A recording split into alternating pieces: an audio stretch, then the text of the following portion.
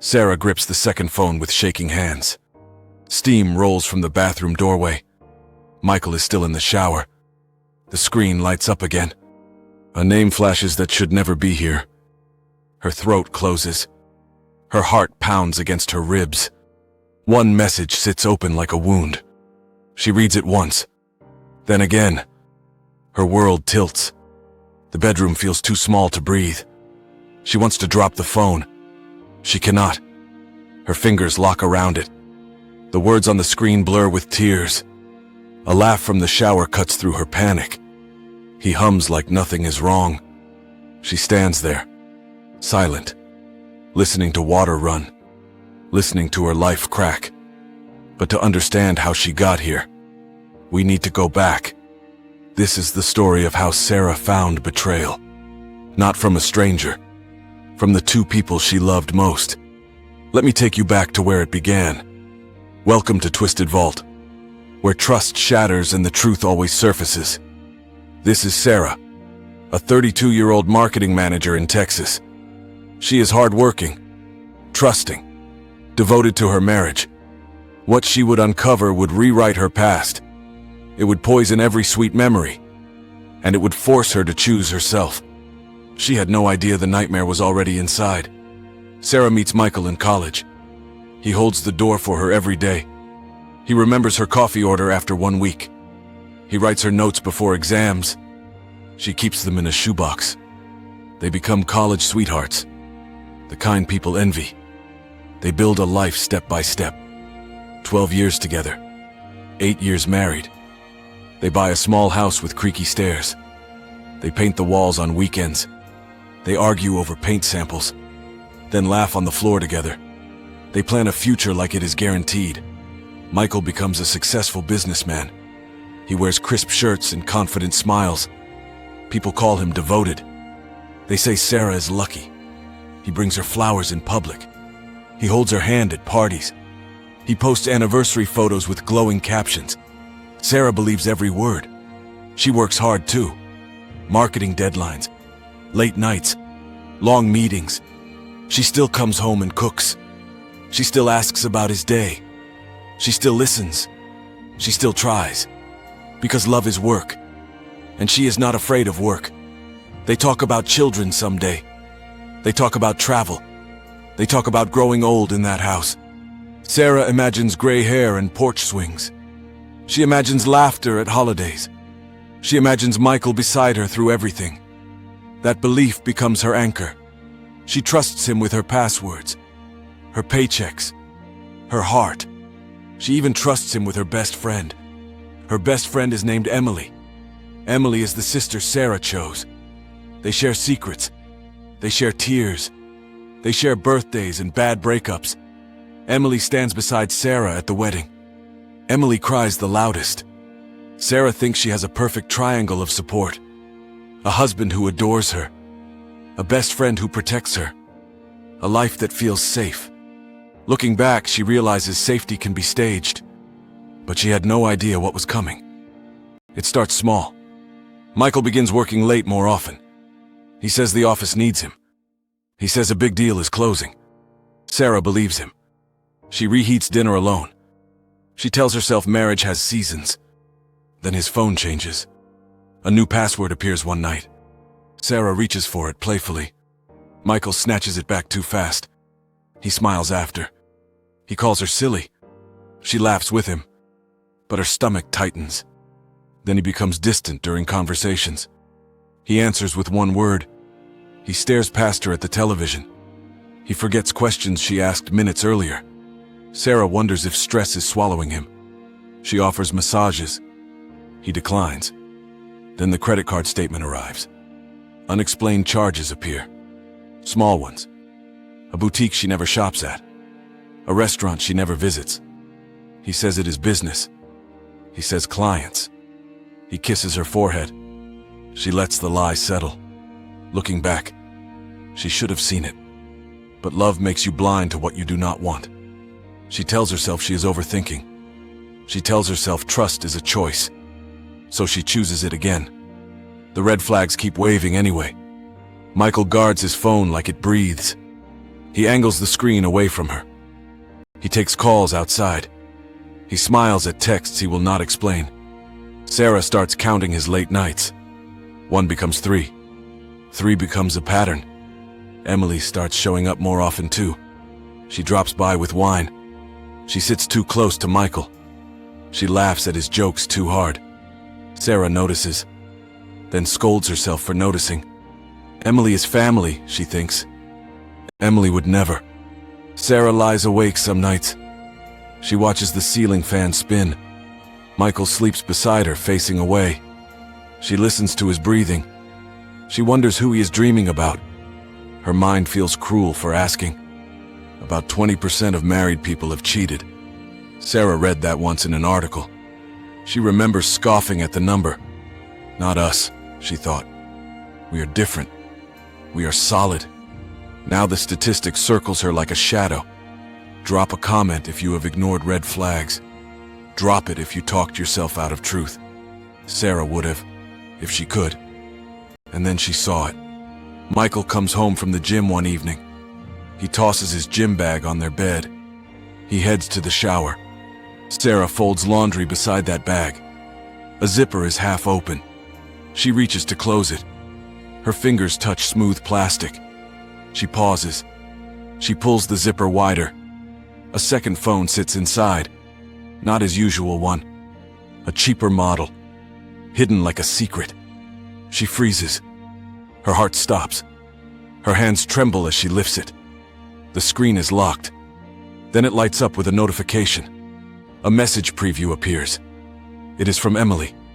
Sarah's breath catches. The bathroom water runs steady. Michael is humming again. Sarah swallows hard. She taps the screen. No password is needed. It opens like it wanted her to see. Hundreds of messages fill the thread. Weeks. Months.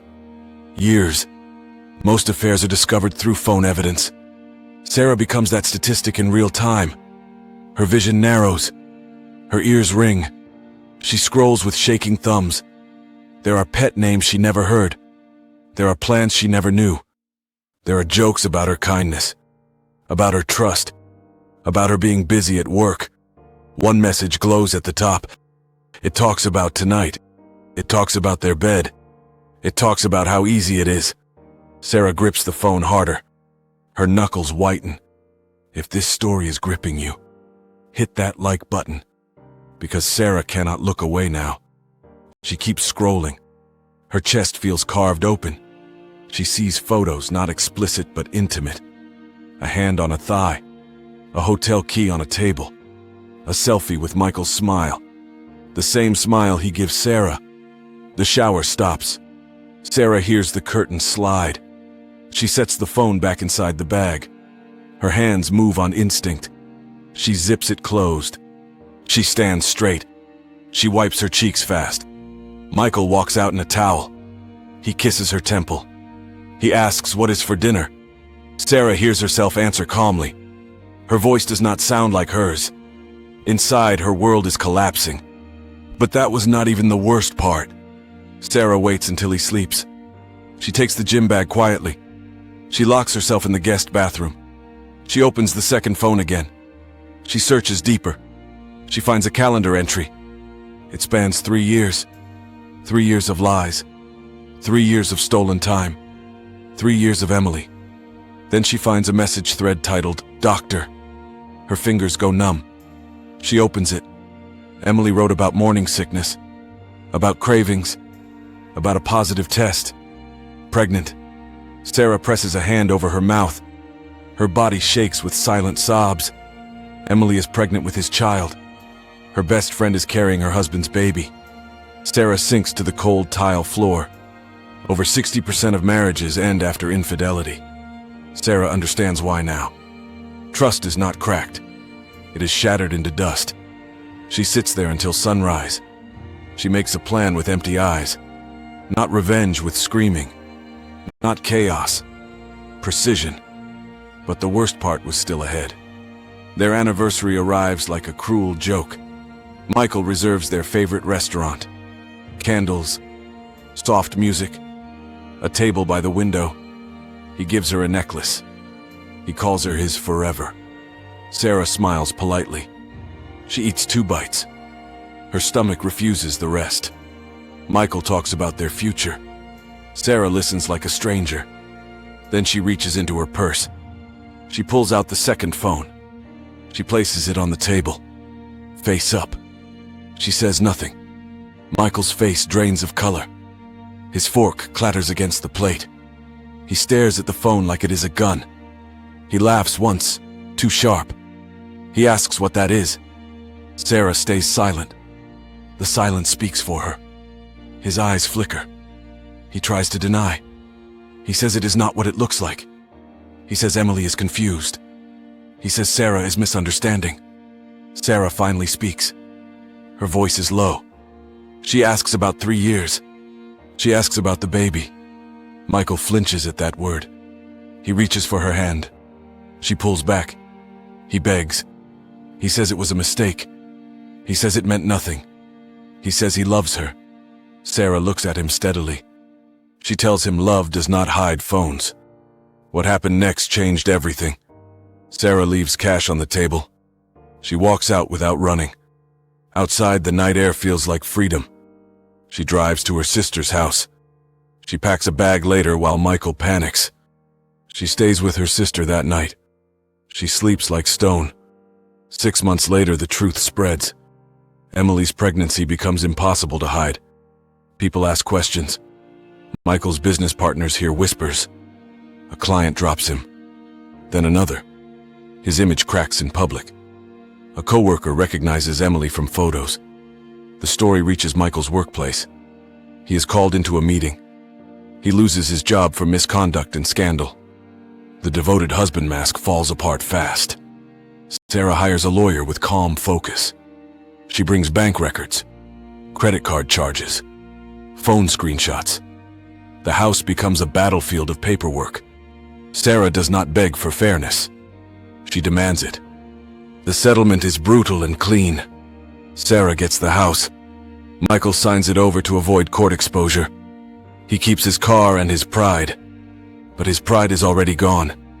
Emily tries to call Sarah. She leaves long voicemails. She cries. She apologizes. Sarah deletes them all. Some doors do not reopen. 2 years later, Sarah starts her own business. Marketing consulting. Her name on the door. Her rules. Her freedom. She works hard, but for herself now. She meets clients who respect her time. She also meets someone new. A man who speaks with honesty. A man who does not guard his phone. A man who shows up when he says he will. Real love feels quiet to Sarah at first. Then it feels safe. 3 years later, Sarah stands in her kitchen. Sunlight warms the same creaky stairs. The house is hers in every way. She drinks coffee and breathes easily. Her laughter comes back without permission. It fills rooms again. Michael fades into rumor. Emily becomes a cautionary tale. Their karma is not magical. It is social. It is financial. It is the slow collapse of a double life. Sarah lost her marriage and her best friend in one night. She lost the future she planned so carefully. But she gained something more valuable. She gained herself back. And she learned truth can arrive through one email too. Sometimes the people we trust most become the ones who hurt us deepest. Share this video with someone who needs to hear that betrayal does not define them. If you have a story of betrayal and karma, share it in the comments below. Hit like if this story moved you.